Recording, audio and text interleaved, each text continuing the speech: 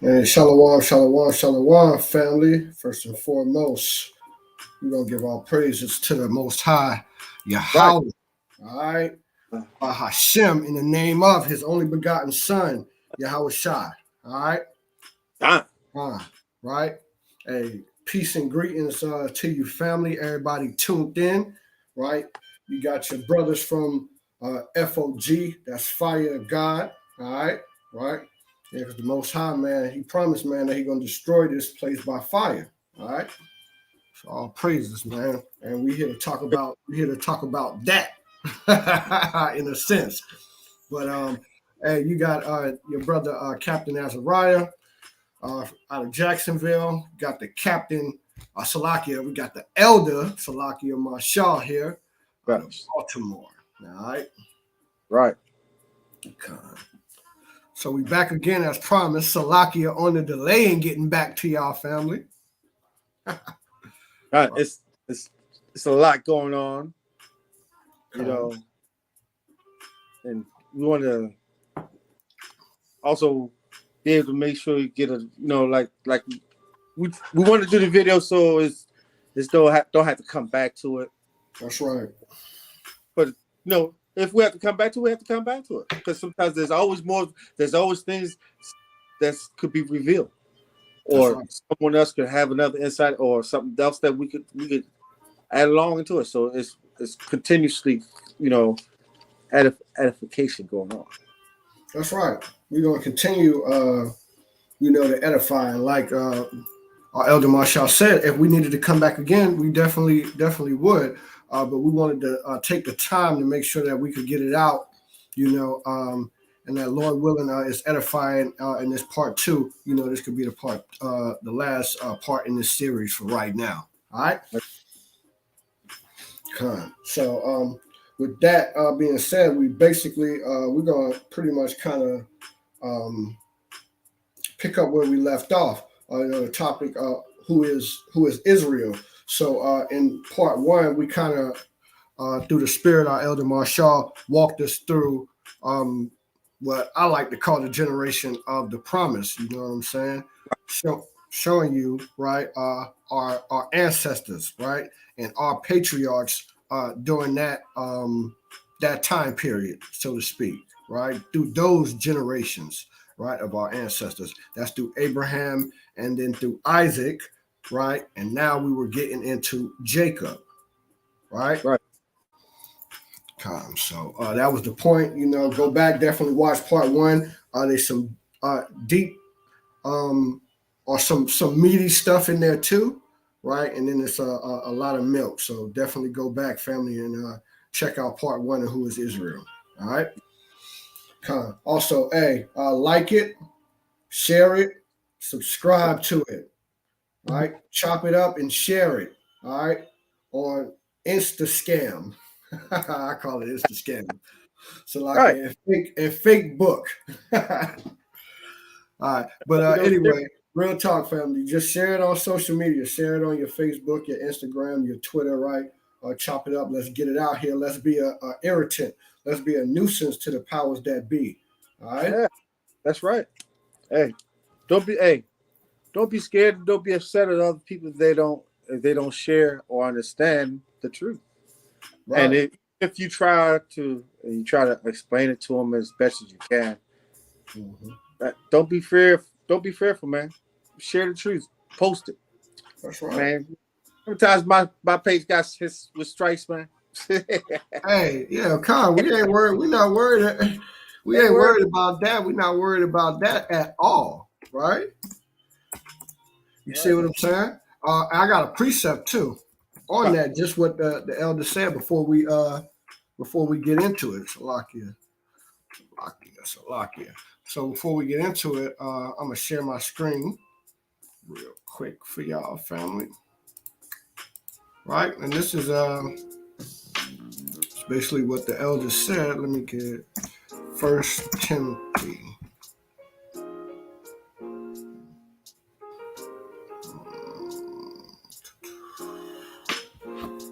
Slovakia, I think. Second Timothy. Yeah, Second Timothy. Khan. This is Second Timothy chapter 1, verse 7. And it says, For Yahweh, the Most High, have not given us the spirit of fear. That's right. All right. So don't be worried about what your auntie's saying, right? Right. Your friends from high school might be saying, right? Your mom might be saying, your dad, your lady, right? Your husband, right? Don't worry about what they're gonna be saying. If you know this to be true, and it's because it is the truth and it's resonating in your spirit, right? And you understand that you're a Hebrew Israelite and you want to share this truth, share this gospel. All right. Don't worry about what nobody's saying. All right. Because at the end, and it was one thing I started to realize and I started to notice, which is true, even on the job and just people in general, been the ones that be like, yeah, whatever. Lately, been coming up, be like, man, you know what, man? That see that this is going on, blase. Remember you was telling me, and you just sit back and you be like, I didn't tell you that. I'm just telling you what the scriptures told me. That's what Right. I was just relaying the information. You was going off something else, off the worldly, what was taught that had nothing to do with what the scripture was saying. And so a lot of people are starting to see now everything that the Israelites have been on these hedges and houses we've been prophesying, saying what the Lord says, thus says the Lord, is starting to fulfill and come through. And they start to see. Hey, right? You start to see that the guys out there who was, as they used to say, screaming on the corners, right? Back in the day when most camps, wore garments, right? With these dresses on, right? Looking like bums. Looking like bums. Guys. Right. Who is these guys? Right? We these guys who was trying to warn you, man. The watchmen. All right. The prophets of the Most High.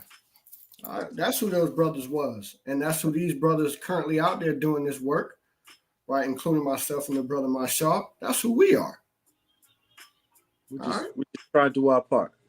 So let's pick up from where we left off at which was in Genesis 29. Real quick recap. I got you.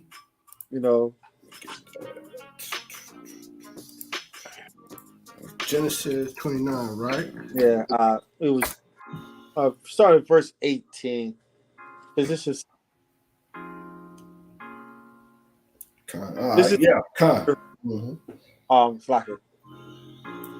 this is after Laban has given Leah instead of Rachel to our forefather Jacob. Mm-hmm. So he agrees to work an additional years to get. So that tells you, man. That tells you that you know what they say. What is it? Love at first sight. So right. Rachel, he was like, man. But like, as we're gonna find out later on in the scriptures, that the reason why it was done like that, and we'll find out. All right. Yeah. All praises. So this is Genesis chapter 29 and verse 18. And Jacob loved Rachel and said, I will serve thee 7 years for Rachel, thy younger daughter.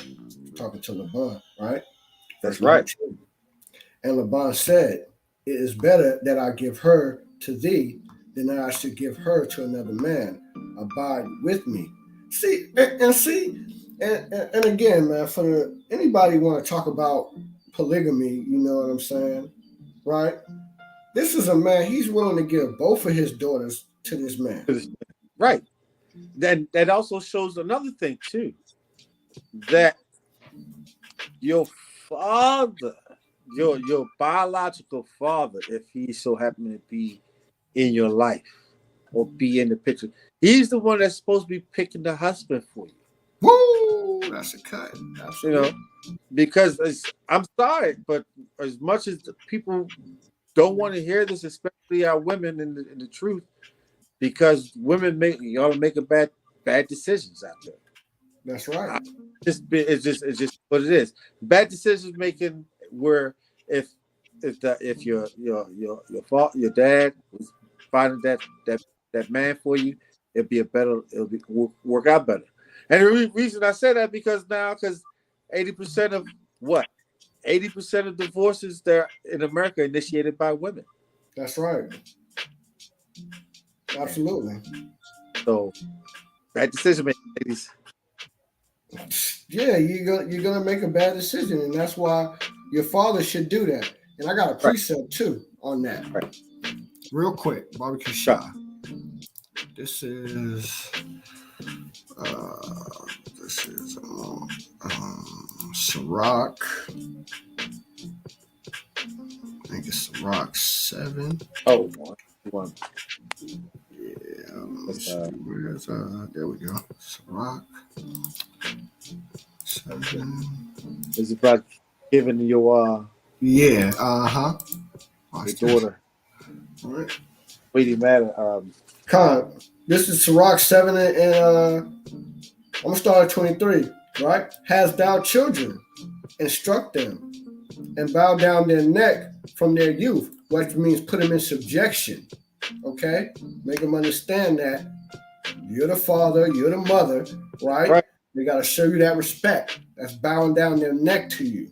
That's showing submission and honor. All right. This is a Hebraic idiom, right? This is Hebraic thought right here. All right. We make our kids bow down their necks to us. All right. Now watch this. More Hebraic thought. Hast thou daughters, right? Have care of their body. What does that mean? Have care for their body. Don't have them out there dressing all crazy, man. Right. You watch over them. You gotta watch over them. You don't want them to get snatched up and get violated. All right. That's why we got laws on that in Deuteronomy chapter 22, right? Right. What's the penalty, right? You see what I'm saying? If you find the maid, right, the brother might woo her, and your brother might woo your daughter and get her. You know what I'm saying, right? You know what I'm saying? That's something different, right? But still, if you was having care of her body, that wouldn't be happening, right? Because you don't want that to happen before she's ready, before you're ready, because it's your job as the father, you know what I'm saying, to guide her. And actually, you're supposed to even pick her husband, right? Block, yeah. And you know what that also shows that shows that what it was society now will call that all over me, overprotective father. Right, overbearing. An overbearing, overprotective, but that's shown I love and I care for you because I want the best for you and I want no harm to come to you. And and I'm going to pick the best suitor for you that will make your life much better in the long run. Right. Absolutely. That's why it's the responsibility of the father, because the love he has and the responsibility to carry as for his family to be a overseer, right, of these things. Right? And watch what this says. And show not thyself cheerful toward them. Right? That means you ain't their best friend. Doesn't mean you can't be nice to them, but you gotta let them know. Like they say when you're the old heads say, you got to put the fear of God and you into your children at an early age. Mm-hmm. You put that fear into them, mm-hmm. and the fear turns to respect, love, and admiration as you get older. All right, and honor. Hey, real quick, I'm 53 years old, and I'm still scared of my parents. you know, absolutely, right. That's just, but absolutely, right. But let's get back to into Genesis. Con, con, con. What was that? Verse Hey, 20. 20, yeah, 29. Was it 20? Yeah. Yeah. Right, verse 20. Con. Right, and Jacob served 7 years for Rachel. They seemed unto him but a few days for the love that he had for her. Huh? But because it's only he served 7 years, but it seemed like it only served a few days. What they say, when you with the one with the person that you love, time passes by fast. It flies, you know. So days and weeks and months fly by. So that means here it is. Well, once again, you can see that right here that Jacob, that was love at first sight. That's right. You know, and so and as we're seeing as this progresses on, we go back into and we're gonna see where there's a scripture that leads into how Jacob is treating Leah. Am I pronouncing her name right? And Yeah, how yeah. and there's a law and it speaks about that with the man with two eyes. Right. But we're gonna continue on. We'll get to that. All right. Verse 21. And Jacob said unto Laban, give me my wife, for my days are fulfilled, that I may go in unto her. Right? Showing that what going in unto her is her becoming his wife. All right. And Laban gathered together all the men of the place and made a feast. And it came to pass in the evening that he took Leah, his daughter, and brought her to him, and he went in unto her. Oh. All right. So, Leah. but what did we just read? We just read and we just saw what? Marriage. Right. We saw not the proposal, the ring, get down on the knee. You see that it was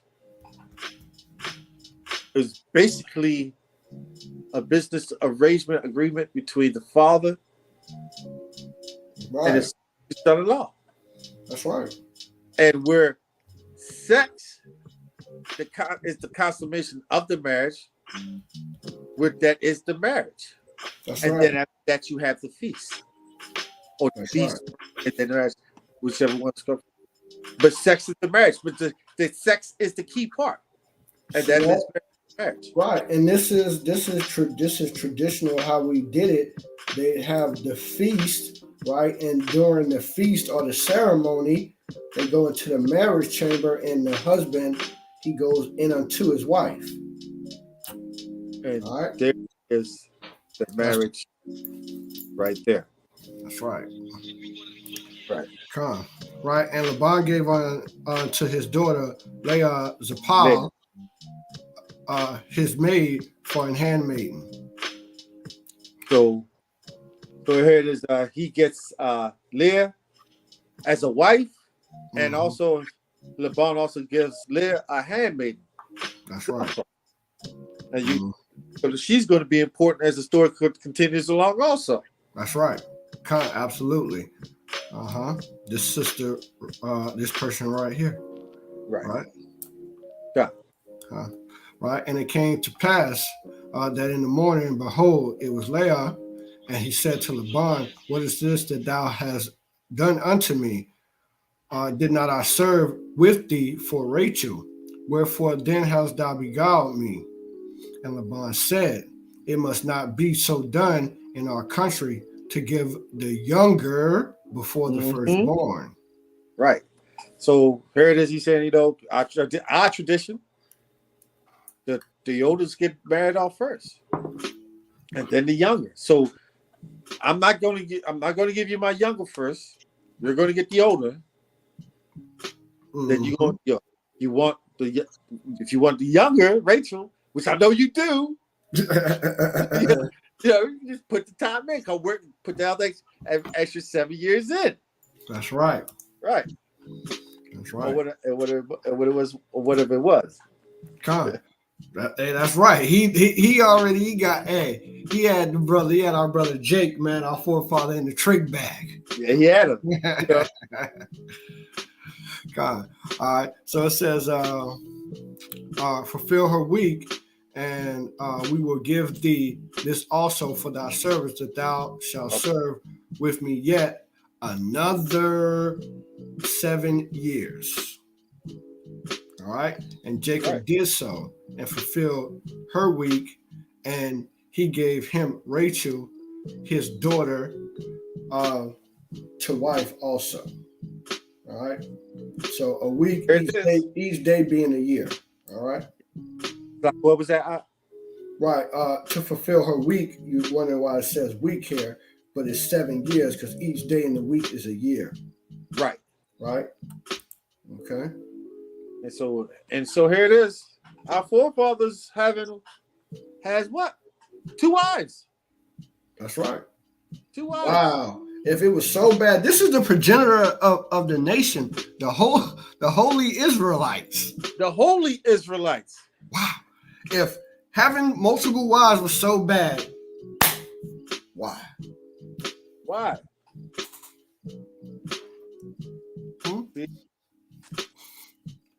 Right. Now watch this. Right. Verse 29. And Laban gave Rachel his daughter Baha, his handmaid, to be her maid. Right. So she had a handmaiden too, and she'll be important also. All right. And he went in also unto Rachel, and he loved also Rachel more than Leah, and served with him yet 7 other years. All right. You want any more of this, Doc? Let's because it goes into how he has the love both for Rachel. Con. Yeah, you want that in the law, right? Yeah. That's Deuteronomy chapter 20. Slakia. Yes, Deuteronomy 22 verse 13. Yeah, so there it is. He has 2. Here's our progenitor father. He has 2 wives. He has a true, innate, true love for Rachel, but her sister, she aight. Right, her sister, she aight, right? She, she's tender-eyed. She's straight. She's straight, but you can tell it's an emotional connection there also. That's right. So Jake, our forefathers is getting does not have that love for his first wife as he does for his second wife. Right. So it doesn't mean he doesn't care for her, because he does. Yeah. But so he just have a little hatred for her. Right. Watch this. Right. Verse 29, verse 31, Salakia, before we go back to Deuteronomy 22. Yeah. And when the Lord saw that Leah was hated, he opened her womb, but Rachel was barren. Right. So this is Deuteronomy chapter 22 and verse 13. Watch this. If any man take a wife and go in unto her and hate her, hello. Right. Hate her. Watch this. And give occasional speech against her, and bring up an evil name unto her, and say, I took this woman, and when I came in, so I found out. No, that's not the one on Slakia. That's not the one. We want. I want to do, if a man takes 2 wives, Slakia. Because this is going into the count if he has a wife and he hates her, and he's making claims that hey, I got this wife. I took this wife, and she's supposed to be a virgin. Hey, and she's not a virgin. Right. You get the token. The parents should have the token of her virginity. Right. All right. So if he lying, trying to say, "Oh, when I got with her, she wasn't a virgin." No, at the ceremony, right, when y'all went into the marriage chamber, the sheet was laid down. Y'all had sex. You bust a cherry, and she bled on it, and then that token is given to the parents to prove that she was a virgin when that man took her. Right. Okay, so you can't be out there lying. All right. Right. So this is Deuteronomy 21:15. If a man have how many? 2 wives. wives. All right. One beloved and the other hated. Right. Oh, that sounds just like Jacob, don't it? That's right. Because because where we're going into here, because come on, you got all praise to the Most High, because all praise to Yahweh because he knows how we are. Because if you had that first wife where you don't love, or you have a hater for, and you love that second wife, but that first wife gives you your first son, most times you're going to hate that first wife. You want to give it to the second son that's born from the second wife, and you can't do that. You can't do that.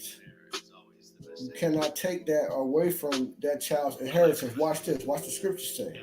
Right? So one loved, beloved, and the other hated, and they have borne him children, both the beloved and the hated. Watch this. If the firstborn son be of her that is hated, then it shall be when he maketh his sons to inherit that which he have, that he may not make the son of the beloved firstborn before the son of the hated, which is indeed the firstborn. Right. So here it is. We see the Lord put all. He's got laws. He's got rules. Everything is set up for us, showing us how to abide and how to move, and even when you're dealing with multiple wives. Right. Because and the problem what's that with other precept that tell you can't even if you got another wife, right? You can't diminish from your first wife. Right. So here it is. We're showing our people that the one that they call God, he has no problem with the man having multiple wives. That's the God of the Old Testament. But you must be able to take care of them. Right. That's what they say. Oh, you're talking about the God of the Old Testament, though. Malachi 3:6, huh? Right, that's what I'm getting right now. Right. Oh, we talking about the God of the Old Testament over. Watch this. What did it say right here? It says, "For I am the Lord; I change not." That's right. He don't change. He changed not. Watch this. What's that? Hebrews 13:8. Right? Y'all say that this is God too, right? The Christians, right? Yahweh Shah Mashiach, right? The same yesterday, today, and forever. Forever. You can't get around that. You can't get around it. So that means when he said in Matthew that he only came for the children of Israel, that means that's what it was then. That's what it is now. And that's what it's going to be when he comes back. That's right. It's going to change. Look. Right. And he said out of his own mouth, he was only sent to the lost sheep of the house of Israel. Y'all forgot he said that? Right. Right.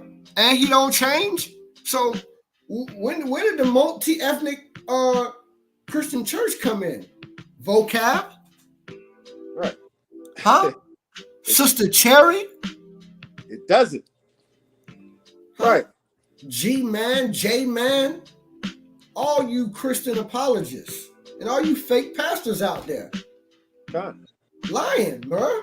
Lying on the Lord Yahweh Shah. And y'all be the first ones to say, see, the Lord don't change. He ain't like us. Then why are you lying on him then? Making it that he changed. That's because they want to make Yahweh Shem Yahshua like them. No. You have to be like the Most High. You have to strive to be like the Most High. That's right. You know? And so now we see that, look, the progenitor father of the children of Israel has two wives. That's right. Oh. And so now we're about to get into the birth of the sons of the children of Israel. That's right. Was that verse 31? Yeah. 31. Right. I'm gonna read verse 31 again. And when the Lord saw that Leah was hated, he opened her womb, and Rachel was barren. Right. And Leah conceived and bore a son, and she called his name Reuben. Right. For she said, "Surely the Lord have looked upon my affliction. Now therefore my husband will love me." So Right. And these are the same emotions, by the way, that our sisters go through today. right. Nothing changed. And, Right. and so what do we learn in this? That you have no control over your body. That Mm-hmm. you're a conception of Right. giving birth. If the Lord is going to deem that He's going to open up your womb to accept, to be able to accept and conceive to do birth, then that's what it'll be. But if not, if He chooses to close your womb, your womb is going to be closed. That's right. And they acting like, oh, they got some scientific thing. No, man, like motherfuckers be trying to conceive. There's nothing wrong with them. They going to all these fertility doctors, and then all of a sudden, when they really ain't even thinking about it no more, boom, they pop up pregnant. Right. Right? And they be thinking, oh man, right? We don't know how it is, right? No, well, y'all spend all y'all time going to these fake doctors, you know what I'm saying, letting them tell you they got no control over it. The Most High Yahweh ordains every person to be born. That's right. And that's for the children of Israel, and that's for the heathen. All right? Right. And I believe it says the name Reuben means behold a son. Uh-huh. You know. Right. Right? She bore a son and called his name Reuben, for she said, "Surely the Lord have looked upon my affliction. Now my husband will love me." Let's look at the tools just real quick. Sure. Verify that. I believe that is what for one of our forefathers of the children of Israel, what his name means. Let's see. There it is. Yep. If I'm correct. Yep. Behold the son. Behold the son. That's right. And she understood that him having her first child being a son, giving him his heir. What we just read in what Deuteronomy? That's right. She's talking about his son. She bare him a son, his firstborn son, his heir, his direct heir. All right. Right. So we so that's the firstborn is Reuben. That's right. And watch this.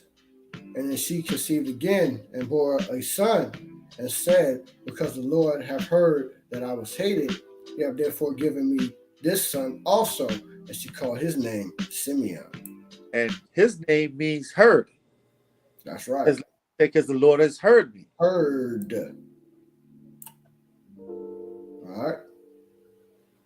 All right. Verse 34. And she conceived again and bore a son, and said, "Now this time will my husband be joined unto me, because I have borne him 3 sons." Therefore his name was called Levi. And which we just read, which you just read Slakia, which means his name means joined to. So here it is. The hated wife. What the scripture said, the Lord opened her womb. That's right. 3 sons. Bang, bang, bang, bang. Mm-hmm. Right, back to back to back to back. Right. Mm-hmm.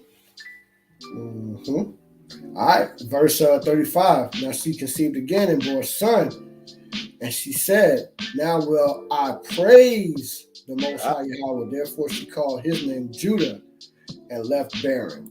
Right? Praise. His name means praise. Yeah. And I think it was said in the scriptures that we will praise his name. That's right. Absolutely. That's right. The scriptures is so beautiful. It's so beautiful because as you read and everything is laid out.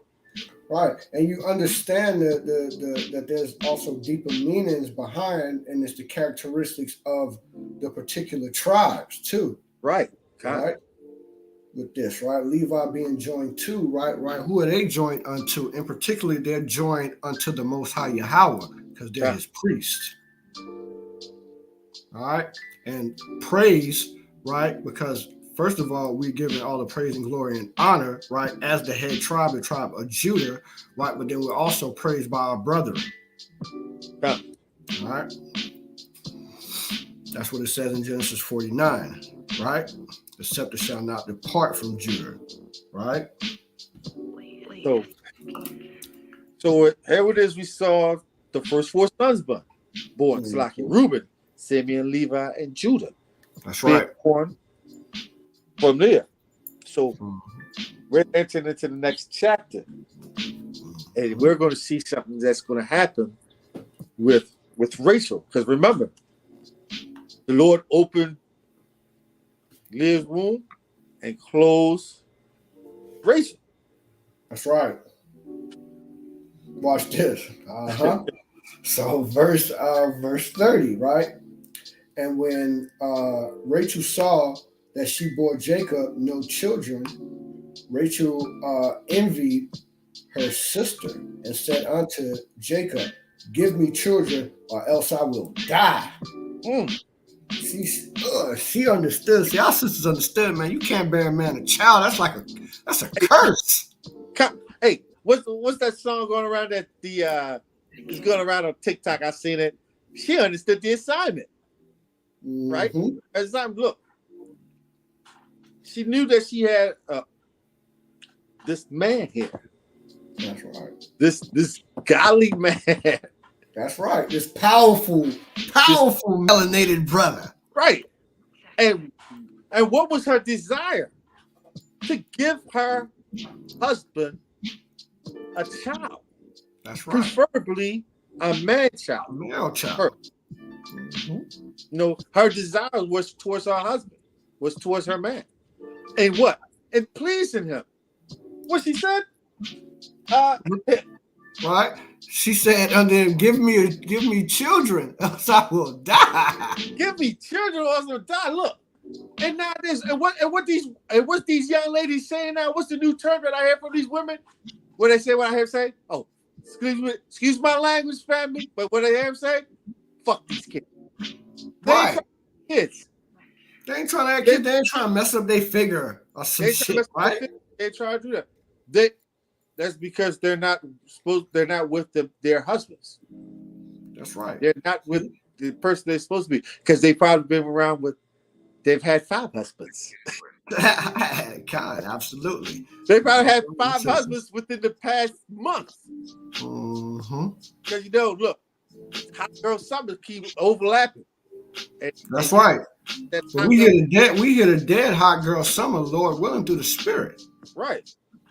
Watch this. Genesis 3:16. It says, unto the woman, he said, I will greatly multiply thy sorrow in thy conception. Right? And look at this sister. She still, right, know what they got to go through. Still want it. Right? What? Right? And sorrow shalt thou bring forth children. She want that sorrow. She want it. She want it. Look, man. She's in sorrow because she can't even have it. She says she gonna die. It's more painful, the conception and the process of giving her birth. If she not able to bring her husband a child, she feel like that's not even, that pain is nothing, that she should die. Right. Wow. But more or less, what she's basically saying, I am worthless to my husband. Mm-hmm. See, because she understood this right here. Right? And thy desire shall be to thy husband. See that? That's right. Desire shall be to thy husband, and he shall rule over thee. And when we get that last part, that he shall rule over you, like he's going to be beat. No, he's not. Your man is not supposed to be sitting there or beating over you. Oh, he's supposed to be the head of the house. That's right. He's the head of the household, and he's supposed to love you like Christ loved the church. That's right. Final decision maker. We can sit down and discuss it, but check this out. At the end of the day, final decision has to be made. Man making that decision, right? Right. And watch this. And Jacob's anger was kindled against Rachel, and he said, am I in Yahweh's stead, who have withheld from thee the fruit of thy womb. He's like, hold on. I'm not the one that shut up your womb. All right. Yeah. He's like, hold up. Yeah. You come out here guns blazing. I got nothing to do with that. That's right. You know, because best believe, love at first sight. You know good well, I want to have kids with you. Mm-hmm. I did the extra 7 years to Yeah. get. She coming at Jake like, hold on, Jake worked 14 years to get you. Right. 14 Right? years. You talking about hey, look what she said. She went to him and said, give me children. Huh? Give me children. Or else. Or else. That sounds like a sister, don't it? Huh? Right. Man, you better, little woman say when she ain't seen you, she want to see you, man. You better get your ass home or else. Right. Hey, that's true. Because a lot of our family members out here that's in a relationship that's been with someone that are married or are married. If you with somebody you married, you know how it is. After being prolonged in that relationship with them, and like the scripture says, hey, when she wanted, she wanted. When you wanted, you wanted. And when she wants it, she comes to you and she's that aggressive, like, what's going on? You know? Hey, salam. Hey, shalom, man. Shout out to my brothers at No Cap. All right. Shalom.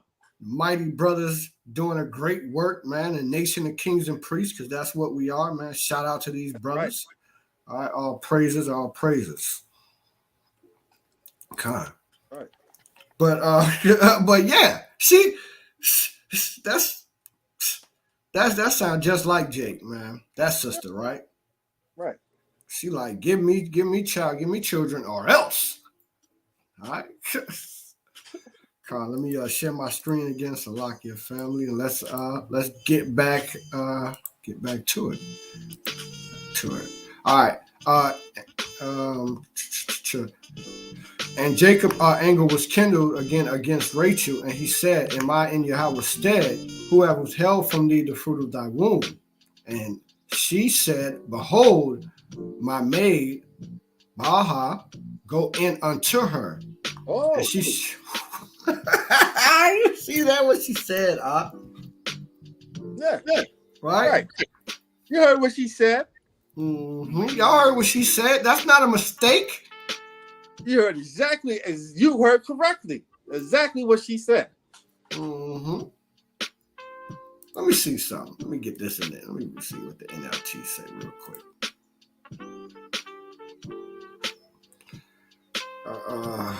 It's only the fruit from the tree. Salakia, this time. I end up here. What the hell is going on? Oh, that's in there. Salakia family. All right. So 3 and 3. Then Rachel told him, take my maid, Baha, and sleep with her. She will bear children for me. And through her, I can have a family too. Right? That's what the NLT said. So we know sleep with her means. Right. So here it is. So you mean to tell me, so Rachel, his wife, her handmaiden, she gives to her husband. Yep. No problems. No problem. Because why? Because at the end of the day, what is it? It's Team Jacob. Right, it's Team Jacob. Him being the patriarch, right? And his women, his wives wanting to please him. Right? No, and she understood. Go ahead, King. No animosity, no argument between them. And this is the handmaiden and her master. Now she's what will be considered like a secondary wife. Right. Right. Absolutely. She's what we would call a concubine. A concubine. Correct. Mm-hmm. right? She's a lesser wife. All right, but the children are still fully his children, right?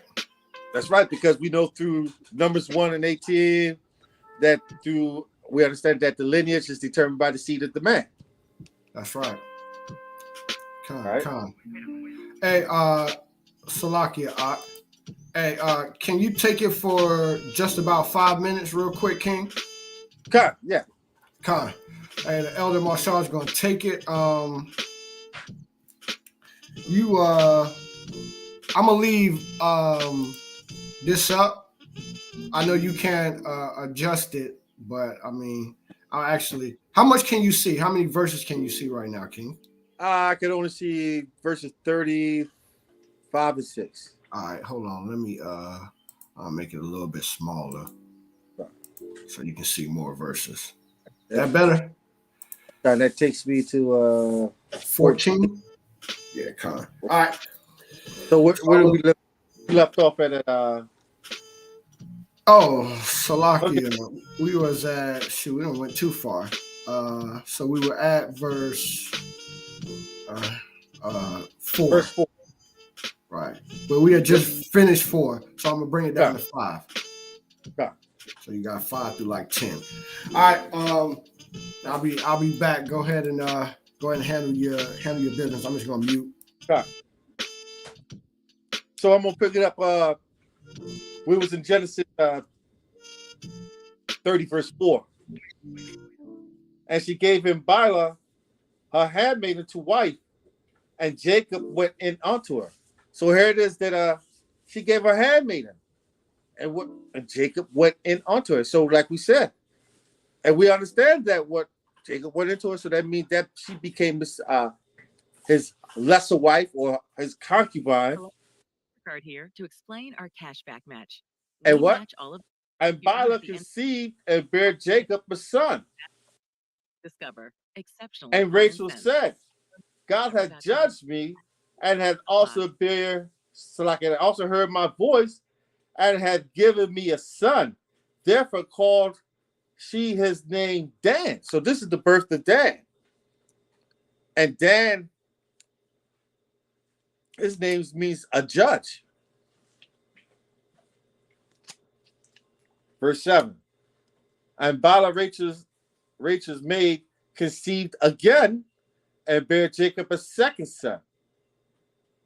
And Rachel said, with the great wrestler have I wrestled with my sister and have prevailed.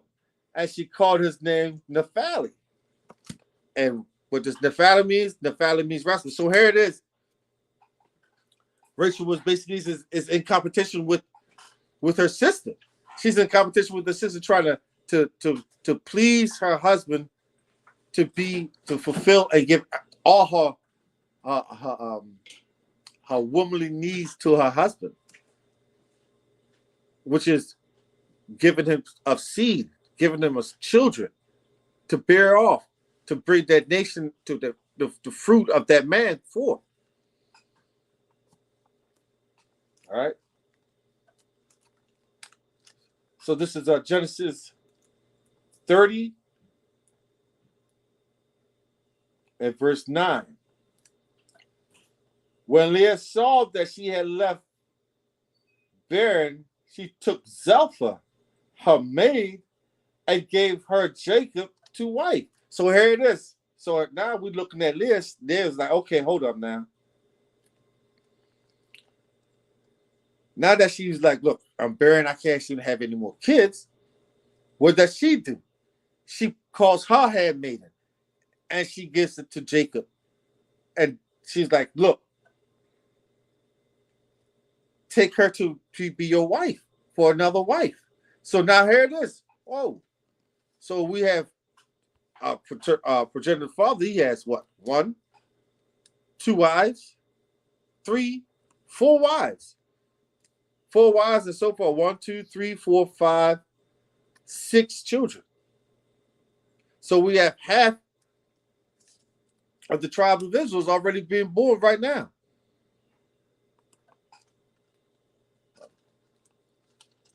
Continue on. And Zilpah, Leah's maid, bare Jacob a son, and Leah said, a troop cometh, and she called his name Gad. And so here, and the word Gad, the name Gad means troop, and it, which is synonymous, which is ironic also, which is not ironic because what happened to the Native American Indians who are Gad? What happened to them? They was taken down by who? The troops of what? Union soldiers.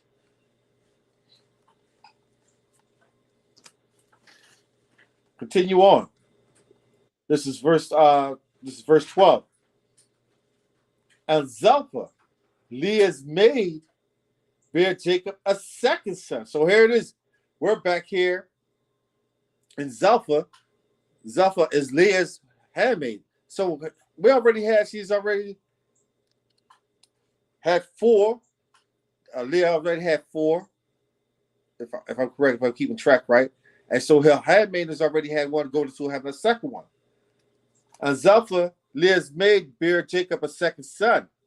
And Leah said, happy am I, for the daughter will call me blessed, and she called his name Asher. And Asher means to be happy. So everybody's name has a meaning. Every name has a meaning. So it's not like you're just making up names. Everyone has a name, has a meaning. Every word has a meaning. Just like when you're dealing with words, all words have meaning behind it. Verse 14. And Reuben went into the days of wheat harvest and found the mandrakes in the field and brought them into his mother's, unto his mother Leah. And Rachel said to Leah, give me, I pray thee, of thy son mandrakes. And she said unto her, is it a small matter that thou hast taken my husband? And wilt thou take away my son's mandrakes also? And Rachel said, therefore, he shall lie with me tonight for thy son's mandrakes. So she said, but look, he's going to lie with me tonight anyway. So what's the point? So let's go. This is verse 16. It's like we're going to jump down to verse 17. Oh, no, we'll just continue on. We'll just continue down. Verse 16. And Jacob came out of the field in the evening, and Leah went out to meet him and said, thou must come in unto me, for surely I have hired thee with thy son's mandrakes. And he lay with her that night. So once again,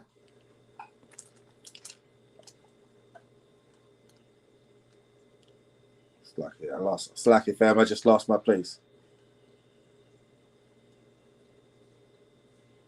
Okay, verse 17. And God hearkened unto Leah, and she conceived, and bare Jacob the fifth son. And Leah said, God had given me and God had given my hire, because I have given my maiden to my husband. And she called his name Issachar. And Issachar means there's a recompense. So here it is. We're looking at the 12 tribes of Israel being born through the patriarch, one man with 4 wives. So we're looking at, more or less, just imagine if you're coming from a large family, how if you have 3 or 4 siblings with you, how that you all do favor each other, but you all have your own different quirks and differences. It might be in just the sheer complexion of the melanin in your skin. As far as me, like for example, myself and I have 2 other brothers and a sister. We're all different shades, darker and lighter.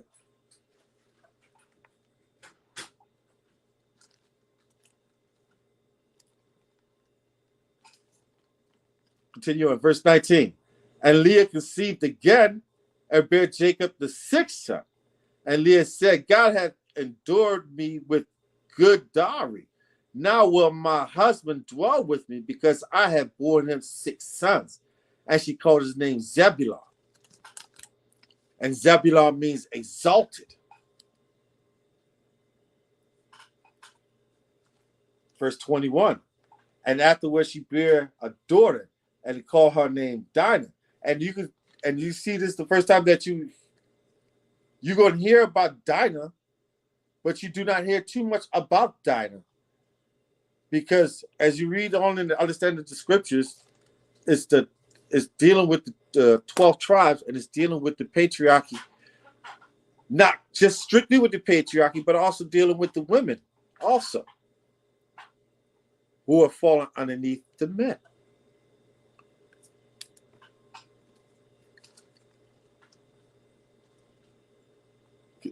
Verse 22. And God remembered Rachel, and God hearkened to her and opened her womb. And she conceived and bare a son, and said, God hath taken away my reproach. And she called his name Joseph. And the Lord, and said, the Lord shall aid to me another son. And so here it is, she has Joseph. What does this Joseph mean? Yahweh has added. So here it is, he's added onto another child. Con, where you at, Oxalakia? Oh, that's all good. I just finished verse 24, the birth of Joseph. Yeah, I heard you. I'm like, you all the way down there. Because, like I was saying, we're seeing that the birth of the 12 patriarchs come from 4 different women. That's So right. now we're looking at 4 different women with like you said, like I said earlier, if you have come from a large family, how it is one man, one father, but the seed line, you may look the same, but you might not look the same. Hey, right. I went to school with these sisters. They was twins, right? They was paternal twins, right? So they didn't even look alike, right? And they was a family of 10. Right. And they went from all different skin tones. Like even the 2 twins, one name was Teresa. She was dark skinned like my complexion, and then the other sister was like your complexion, her sister. Right. And they was twins. And now that is just dealing with one man and his wife. Right. Now we're looking at this. So just imagine we're dealing with Jacob and one man and 4 women. Just imagine the variation, right, of how these sons looked. That right. Goes to the variation when we tell y'all this ain't no nation homogenous anyway where everybody looked the exact same. It don't. It's ridiculous. Right. And so right. Each tribe each tribe is like a nation unto itself. Okay? And in each tribe, you can have variations all look from the tribe of Judah. Right? I'm from the tribe of Judah. Right? Another well-known brother from the tribe of Judah, let's just say Deacon, right? From the Sakari, right? You stand us next to each other, we don't look a lot alike. Right. Okay? Right? But we still have a common ancestry, right? This brother Marshall, right? We're from the same. They would both say, "Oh, y'all niggas, y'all just so-called black," but he's a Benjamite from the tribe of Benjamin, right? And I'm at least 3 shades darker than him. And here's the other thing. And from the island I'm from, they have what they call a reservation where the indigenous Carib live on. Now, I've got a chance to go there where that is a wide range.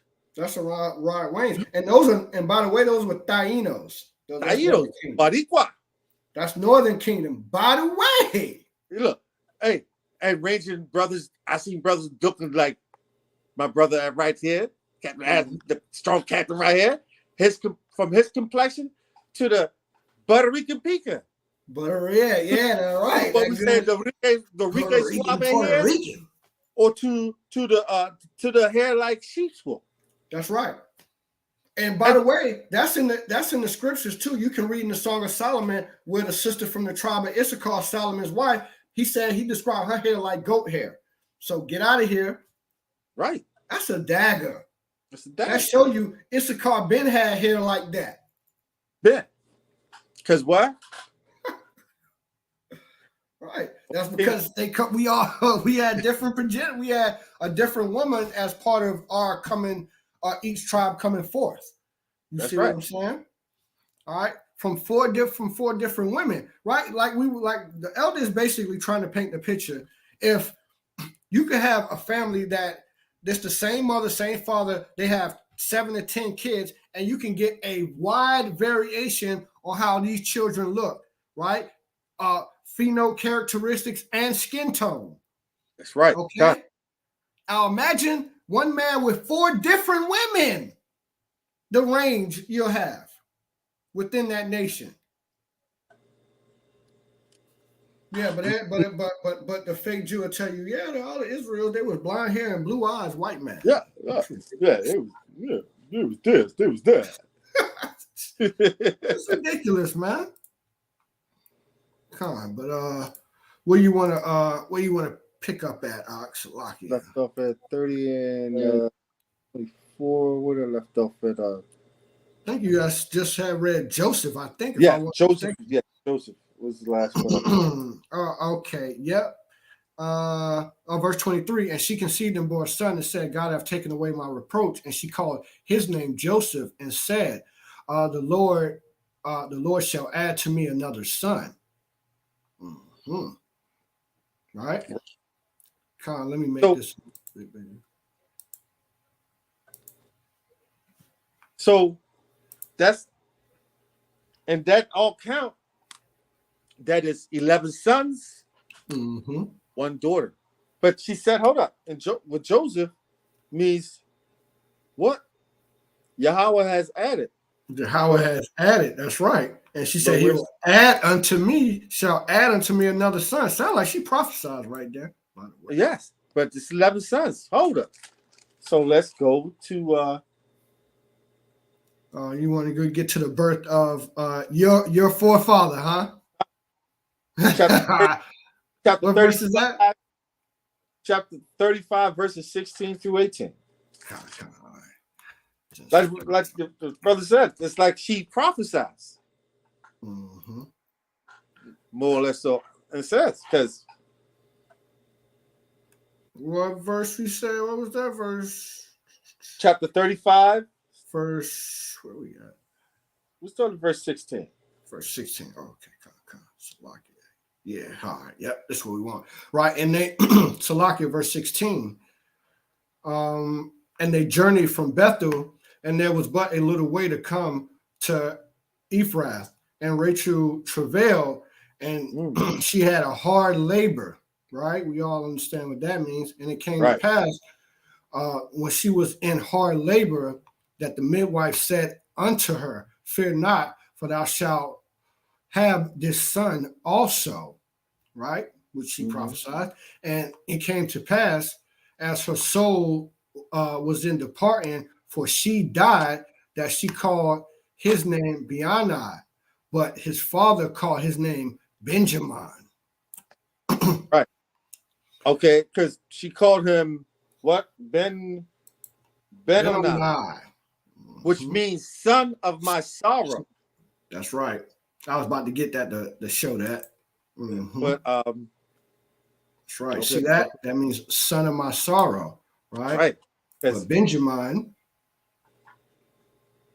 because the reason why I wanted to call her that, because she had that hard labor. She had that hard labor. It probably was a hard pregnancy too, right? Probably very painful in travail, right? But Benjamin, right? He renamed him because it means son of his right hand. Your right hand is your favor. That's right. All right. That's why Benjamin is called the son of the right hand, because he favored Benjamin above all his other sons. right? When you understand what was going on, right? Right. Right. Benjamin, that raging wolf, man, Right. that So ravaging wolf. so we just right now we're just seeing our progenitor father get his wives, 1, 2, 3, 4 wives, 4 wives, the birth of his 12 sons. That's right. We just read the birth of each son, what their names meant, and how everything has started off here. And it goes into account later on about how they sold Joseph into Right. They sold him to slavery. slavery. Because of the dream that he dreamed. Right. And so, and you can read it. I think you can read that account of it in book of Exodus chapter 12, 36. I was like it now. It's Exodus. I don't want to give the wrong chapter. I'll just let me verify real quick. No, it's not Exodus. Go ahead and get that form so that we can edify. For those who want to definitely go back and read those chapters themselves. I'm gonna share my screen, and one of the other things we want to show. I want to show definitely after the brother shares this information with y'all is in Genesis, also in Genesis chapter 35. Oh, yeah. All right, it's also in Genesis chapter 35. Right, but yes, they sold sold Joseph, right, into slavery, sold him into the hand of the Ishmaelites. Right. To who? To Ishmaelites. Ishmael. Ishmael. Huh? Hold on. The Quran. Well, why wouldn't if Ishmael was if it was Israel, Abraham, Isaac, Ishmael, and Jacob? Well, how come Ishmael wasn't around? Yeah, that's right. Yeah, it was Ishmael. Ishmael got sent away a long time ago.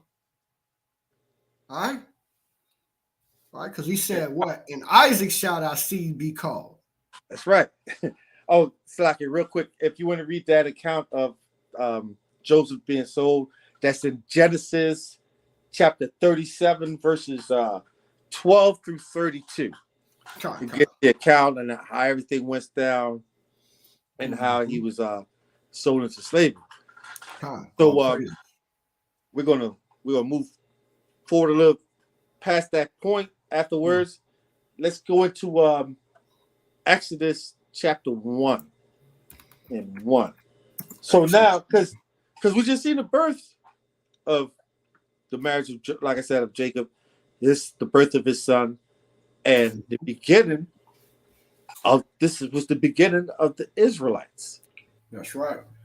And this is the proof right here. We laid it out in Genesis, which Genesis means the genealogy or origin, the beginning. Okay, the origin. Right now, this is the account Exodus of our going into Egypt and our exiting out of, vis-a-vis the name Exodus. Now, these are the names of the children of Israel. Where's the whole world at? Right. Which came into Egypt, huh? Mm-hmm. Right? Why is the whole world like to talk like the children of Israel? They now the children of Israel. They wasn't there in Egypt with our forefathers, right?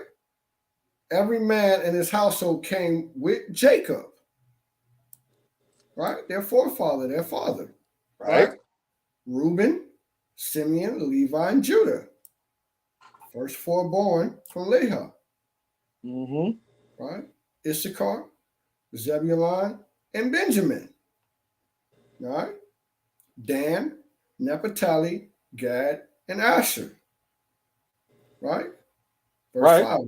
And all the souls that came out of the loins of Jacob were 70 souls. All right. For Joseph was in Egypt already. So, can you do me a favor?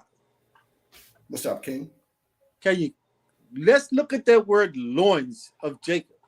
Fine, all praises. Because it says what? All the souls that came out of the loins of Jacob. So from what we're understanding from what the scriptures is telling us, that the Israelites, our family, is a family. That's right. Of people that came out the loins. Right? AKA, right? The really the shaft, the body, right? You see that? Right? That came out of his loins. Right. All right. So once again, the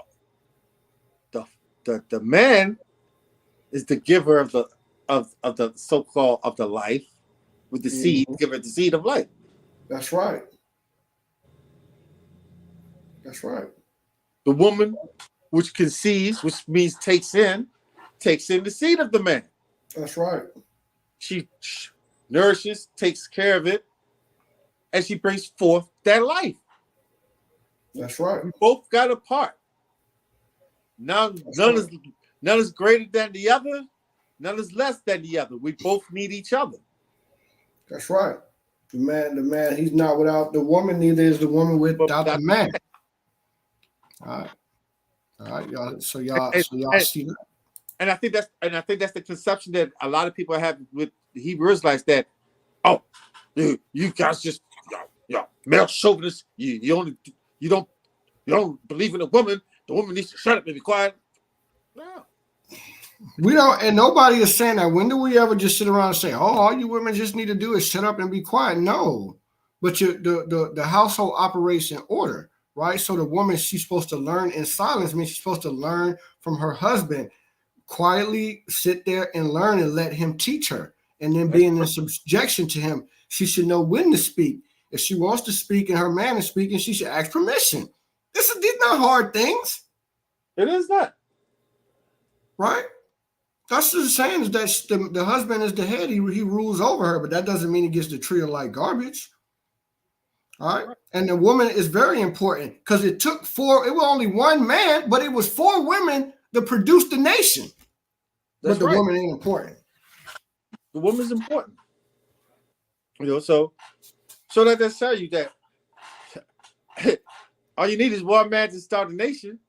That's right. And it shows that polygamy is not about just a man having multiple wives. It's about nation building, right? He's the progenitor of a whole nation, the children of Israel that came out of his loins. All right. So they went in at 70 souls, right? Right. And watch what happened to him, right? And Joseph died and his brother and all that generation. And watch this. And the children of Israel were fruitful and increased abundantly and multiplied and waxed exceedingly mighty. And the land was filled with them. Right? Our people very fertile. It sounds like, you know what?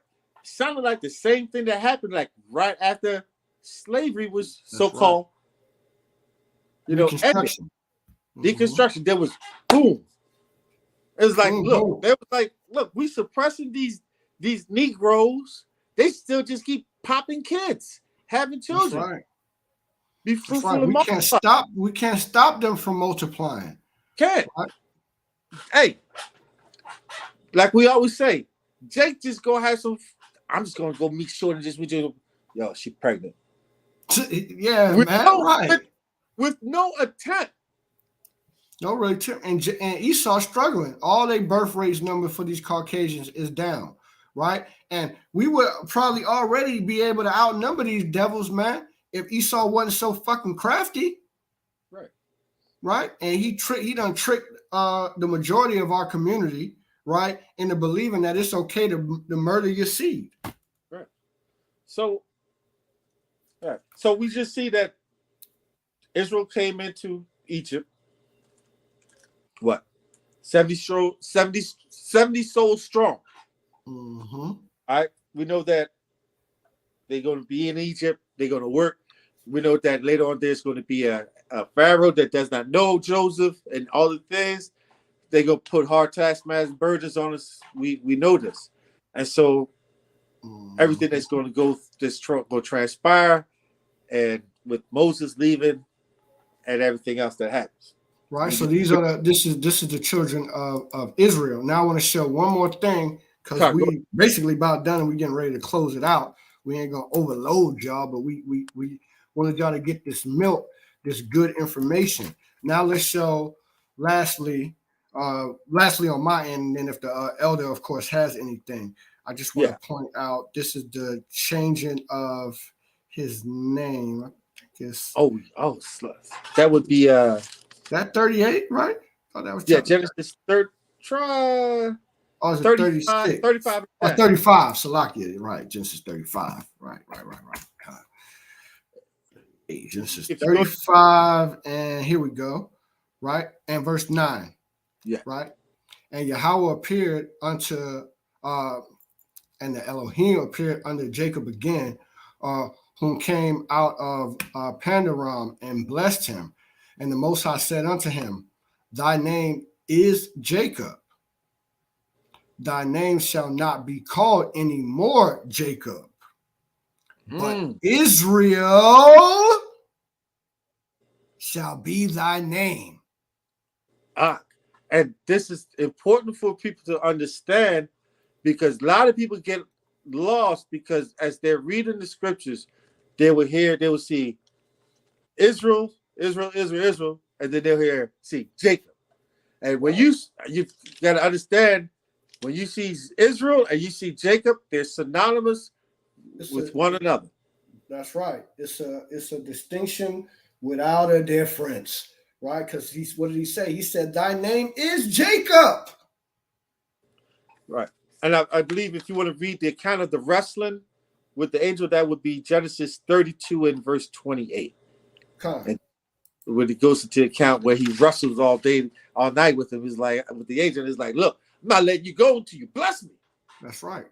And then and he did bless him, right? You know how strong you gotta be? Right. And look, he ain't had a chance, but I mean, to even wrestle with the angel, with an angel. Right. Hey, but what the angel did to him and to still hold on to him. That's right. That shows how strong he was, right? Right. Let's see. Jacob wrestled. And Jacob was left alone, and there wrestled a man with him until the breaking of day. He wrestled this angel all night long. Oh, no. Right? And when he saw that he prevailed not against him, he touched the hollow of his thigh, and the hollow of Jacob's thigh was out of his joint. Look what the angel did to him. Right? And he still wrestled with him. The angel did an MMA move on him. DDT'd old Jake. Right. But what our forefathers said. Right. And the angel said, let me go, for the day breaketh. But Jake, our forefather, said, I will not let thee go, except thou bless me. Except thou bless me. That's right. And he said unto him, what is thy name? And he said, Jacob. And he said, thy name shall be called no more Jacob, but Israel. Watch this. For as a prince hast thou power with Yahweh and with men, and has prevailed. Come on. That's why Israel means what? That means we are princes. The princes. Out of power. Princes of power. And out of power. So right? That's powerful. You've got to understand. So that's why when we come back to understanding who we are, and people ask us, well, okay, you're black, and we tell them, and we adamantly strong, and we tell them like, no, I'm not black. I'm not Caribbean. I'm a Hebrew Israelite. That's right. Because there is power and understanding who you are. Because when you let people know that you are a Hebrew Israelite, you know that, and they know who you know who you are. It's a different thing. Right. Real quick, one day I had to go to the VA. I had to go see. I was picking up some prescription or whatever. Had to go see the checkout. Who's in there? Small cat. One of the small hats. He looks at me. He says to me, he said, "Oh, your name is Moses. Do you know what it is in the Hebrew?" Yeah, I said, "Yes, it'd be Masha in the Paleo." Got your ass. And after that, I had he had nothing else to say to me because he understood that I knew who I was and I knew who he was. Right. You was gonna tell him, right? You said in the Paleo, because the language of the fake Jew, the small cat, let me watch what I'm saying. The small cap, right, is Yiddish mixed with Hebrew. It's a bastardized version of our ancient tongue. Right. So he was cut to his heart. German and Slavic language used with the use of Hebrew characters. That's right. This devil is sly. He's a sly devil, man, and he'll tell you that that's the real, that we ain't speaking Hebrew, that they speaking Hebrew. Huh? How, Sway? God. You talking about you're speaking a Germanic language. A Germanic. Right, mixed with Hebrew. God. Huh? And it's amazing, right, where the language go back to, that show that all these people, they're nothing but Edomites, nothing but Aryans. That's it. Right? Come out of the Caucasus Mountains. Man, bro, you guys are a bunch of devils, man. And you small hats, y'all gonna pay for it, man. They're gonna pay for it. Stealing our identity and our land. All right, man. I got like three more precepts I want to bring out real quick. Come on, go ahead, King. Exodus 12, verses 36 through 37. And now this is the account of Israel leaving out of Egypt. Remember, we went in 70 souls deep. 400 plus years later, when we're leaving. Right. This is verse 37, Exodus 12 and 37. And the children of Israel journeyed from Ramses to Succoth, about 600,000 on foot that were men besides the children. So 600,000 men on foot. That's an army we're leaving out of Egypt in a military formation. That's right. We're military. Foot, we marched. That's just the men, 600,000. That's not included the women, children. Right? So you have That's to understand the elderly, the old. The old, right? You might as well, these are just men 20 years old and upward to about 60. From ages about 20 to 60, because once in our culture, once you turn 60, you're an elder. Right. So that's that we went in there as, like I said, 70 souls and left out of Egypt as a nation of people. That's right. So right here, we're understanding, as we've been reading for the past hour or so, that Israel is, you have to understand what we say now. You can't convert. You cannot join this. Right. You can't spiritually become an Israelite. There's no such thing. The only way you are spiritually an Israelite because you was an Israelite anyway and you was awakened. Right.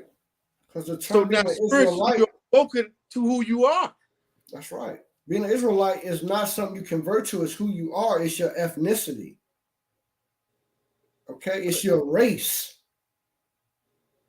Right? Just like Paul said, right? He said that you're a royal priesthood, a chosen race. All right. Con, what else you want? Because I gotta go in a couple of minutes. We're gonna wrap this up for y'all, family. You already said it. 1 Peter 2:9. Oh, Con. See, I was in the stars, in the spirit. You was already, and so we're going to find out what Israel is. Watch this. How special you are. Watch this. This is a dagger, right? Woo! I'm going to read it in the ESV too, off the bat. Huh. Watch this. It says, but ye are a chosen race. A race.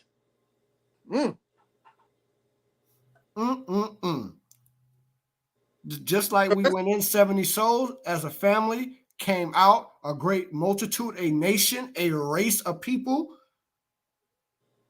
Ooh. See that? Race. So that means race, nationality are one and the same. Mm-hmm. You be a race and a nation of people, you must all be what? Related. Related, a family, come from a common ancestry, from the same stock. That's right. All right. That's why Peter could say this with confidence that we are. That's right. So our beloved brother Peter is telling us that we're a chosen race. That's right. Right. And we are we're a royal priesthood, because that's what he told us in Deuteronomy chapter 4 and 7. Right. Excuse me. And I think that's in Exodus 15, I believe, right?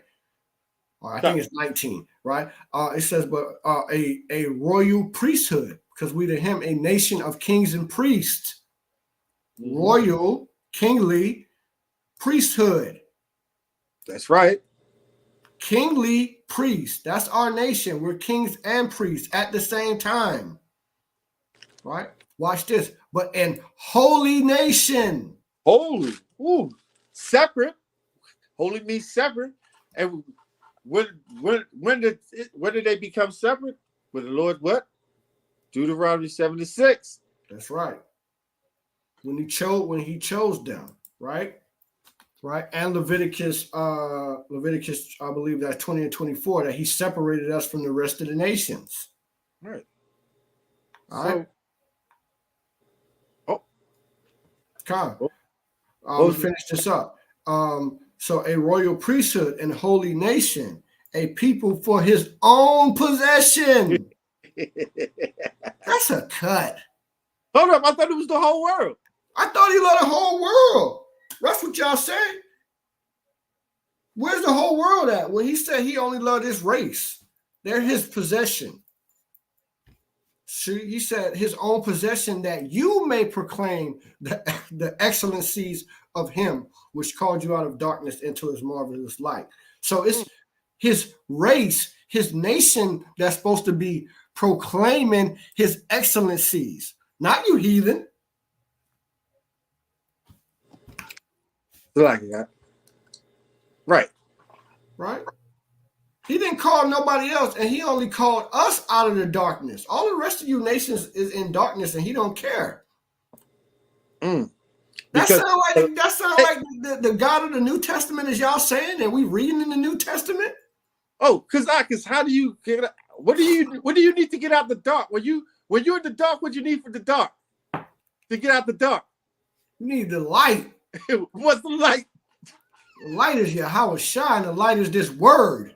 This word is that light. It's a lamp. The law. It's a lamp. It's a lamp. That light was only given to what? To Israel. That's a dagger, man. Y'all can't get out the darkness because y'all can't get the light, because the light was never sent to y'all. The only time y'all gonna get the light, like it says in Isaiah 60, I think that's Isaiah 60 or 61, that they're gonna flow to our light, that they're gonna come to our light. Right? In our kingdom. Y'all gonna come to our light and be forced to keep these laws, statutes, and commandments, whether you like it or not. That's right. All right. See, I just want to say more or less. 1 Peter 2:9 more or less explains the whole purpose of being an Israelite. Say what? I said 1 Peter 2:9 mostly basically explains the whole purpose. No, we lost our brother Marshall. Yeah. I said, I'm sorry. I had a phone call was coming in. I said, I got you back. Yeah. I said 1 Peter 2:9 more or less explains in a nutshell That's right. of why of being an Israelite. Oh, the beauty, why and the beauty of being an Israelite. Con. And I got one precept too. Okay.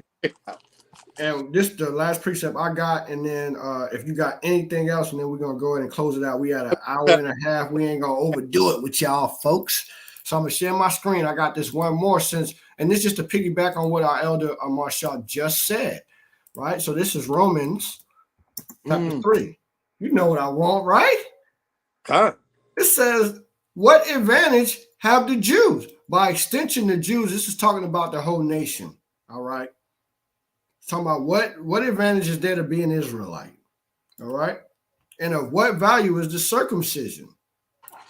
Watch this. Mm-hmm. Much in every way. Okay.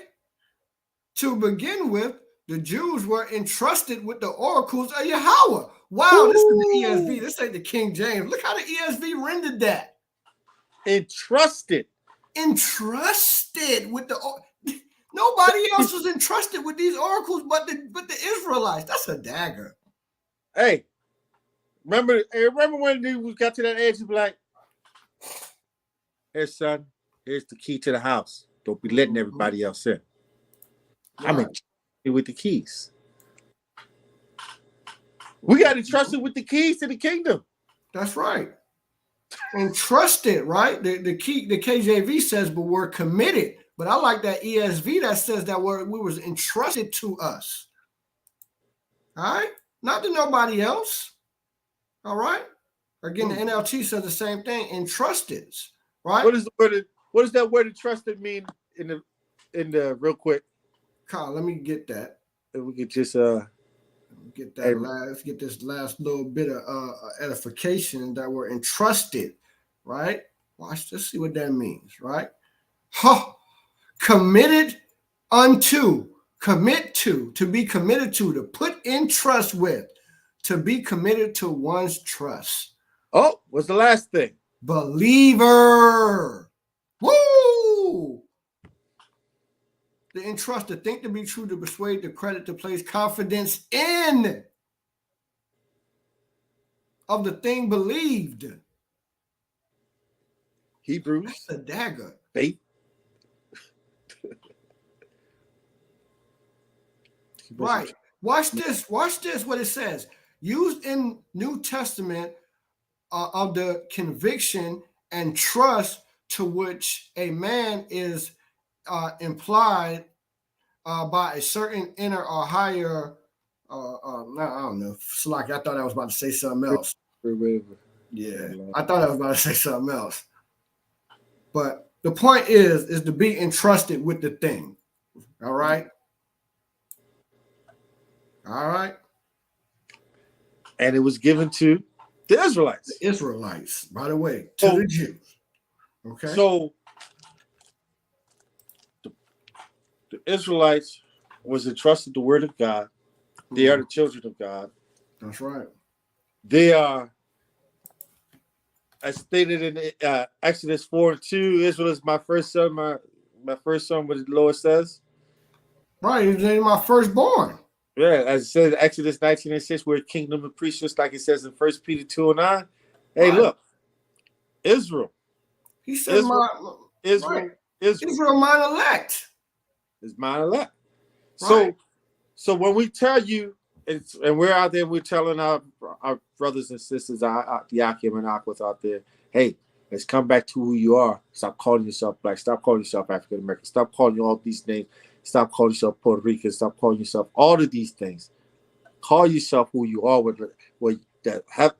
The God of heaven, time, and space, Yahweh, Hashem, Yahweh Shai has called you. You are Hebrew Israel.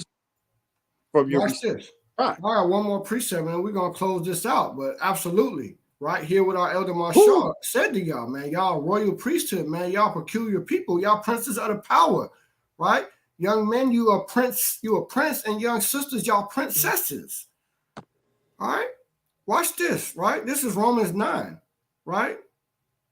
I'm gonna start at verse 3. It says, "For I wish that myself were cursed and cut off for Christ for the sake of my people, those of mine own race. Woo! That's in the NIV. That's in the NIV. Right? The ones of my own race, the people of Israel. And see, and when you read these other translations, they cut even harder than the King James. And for these people who got all these the NIVs and all these, and they read these other translations, and for you to still going around and still want to push and propagate this same lie, Right. this See, ridiculous. Watch this. The people of Israel, right, from Paul's own race, right? He said, "Theirs is the adoption to sonship. There's the divine glory, the covenants, the receiving of the law, which we just read, the temple worship, and the promises." That's everything. That's it. That's heavy. And that is who is Israel. That's who is Israel Israel. is. We out on that, man. That is Israel. That's who Israel is, right? Hey, so I must give all praises to Yahweh Bashem Yahweh Shabarakatah. I'm gonna give a special thanks and shout out to the Elder Marshall. I'm gonna let you close it out, Elder. You got any last words, King? Hey, like the scripture said, hey, we are the apple of the Lord's eye. That's so right. Remember, you're special. Mm-hmm. You're special. You're special. Yeah, you're special, and we need that. And look, our people need to hear that. You need to hear that, because amidst all the things that's going on and right now, what's coming up. Look, real quick, people, this summer, stay vigilant. If you can, start stocking up on your perishables, dry goods. That's right. This food is scarce, it's going to get scarce. You see how the gas is, the food's going to get worse. And your government has already said they're be expecting more mass. Right, be expecting famine, man. They done already told you. So if you're not prepared, when it happens, they're going to tell you didn't have an excuse because I told you 2 years ago. Right. Hello? They already been told you this. These people have been ready to be prepared. I don't know if people are never paid attention to the commercial. It's a commercial that starts off with the family, the Edomite family, then everybody turns upside down, floating upside down. And they said, well, what happens if your world is turned upside down? Are you prepared? Do you have a go bag? What if you have to leave right in the middle? What if there's... So your government already knew that these days was coming. They're already telling you. Right.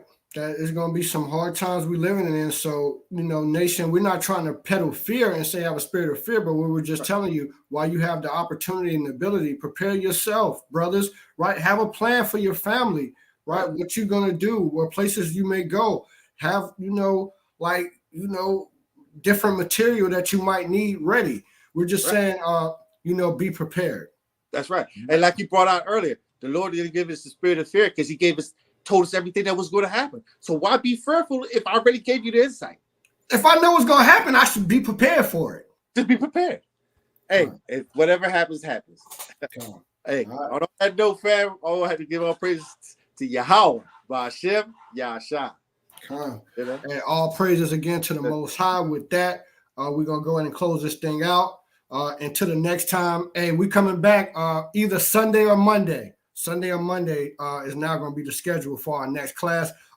Maybe the Elder Marshall, if he ain't busy, he going to slide on through. Just look out for the lesson. I haven't picked the topic yet, but I'm probably going to go into some current events because I want to talk about this gun legislation that just passed the House and how family, y'all need to be aware of that and how that is not a good thing. Not a good thing. Okay? All right. That also... I like to touch on that also because also the other thing I want to talk about too with the current situations that's going on. Also the story about Amazon, the wife of the Jeff Bezos just gave $225 million. Planned Parenthood. Hey, Black Lives Matter though. But Black Lives Matter. Not if you get pregnant women, they want you to abort it. We want you to get rid of it. But those are the other stores that we got to talk about. There's no small. Huh.